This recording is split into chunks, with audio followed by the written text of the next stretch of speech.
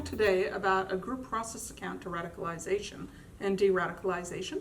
And in particular, I want to tell you why a group process account would caution that promoting some forms of de-radicalization can actually slow de-radicalization in the bigger picture. When authorities or parents or friends are facing a challenge of trying to get someone to de-radicalize from being a violent extremist, there are 4 different types of de-radicalization agendas that people pursue. One of them is called desistance. That just means getting them to stop engaging in the action. For example, this is a strategy used when we imprison someone.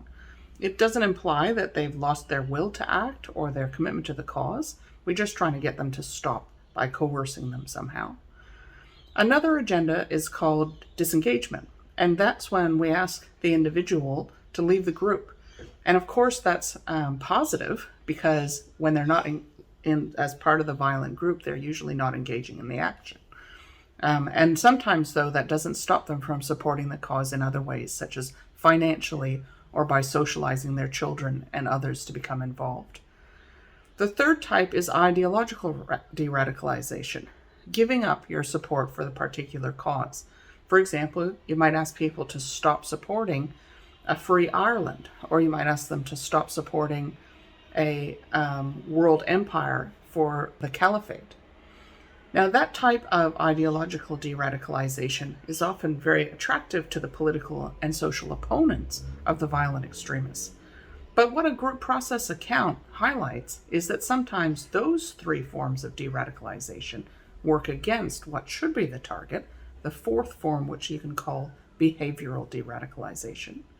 Behavioral de-radicalization, as we're using the term here, means that the group that is dedicated to the particular cause, such as a free Ireland or a world caliphate, together changes its norms to stop promoting violent extremism.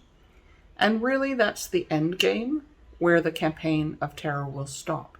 Because when particular individuals drop out of a movement or desist or ideologically disengage, that doesn't stop the group from acting, because there are other recruits that come on board.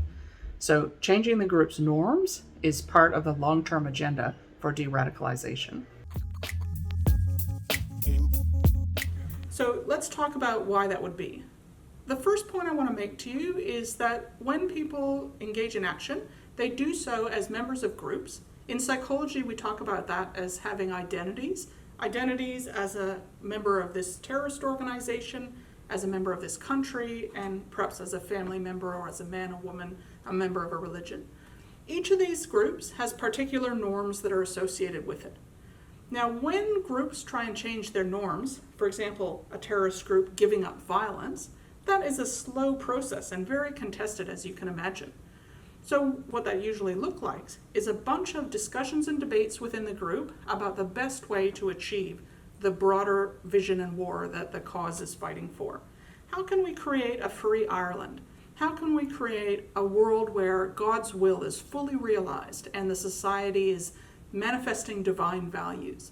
There are internal debates that can occur within a group about whether violence is part of that struggle or in something that we should avoid. Now, what happens when authorities try to promote desistance and disengagement is that every time people weaken on their commitment to violence, they stop engaging in the action and leave the group.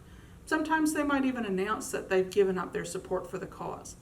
Now, all 3 of those have a negative impact on the quest to change the group's norms to give up violence. Every time someone stops engaging in a behavior and leaves the group because they lack commitment, it highlights the idea that people who don't engage in violence aren't committed to our cause.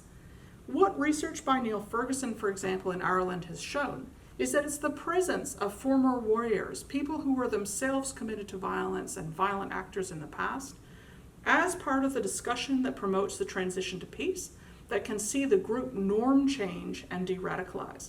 And that's important because research in political science shows that groups rejoining the political process is the most common way that terrorist struggles end.